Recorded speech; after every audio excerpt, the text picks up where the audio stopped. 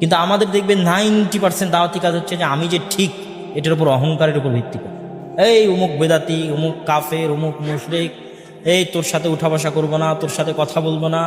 তো তারপরে বক্তব্যের মাঠে গালি গালাজ, আমাদের দায়ীদের মুখের ভাষায় কে কোন আলেমকে গালি দিচ্ছে, কে কোন বক্তাকে গালি দিচ্ছে, কে কাকে কটাক্ষ করে কথা বলতেছে।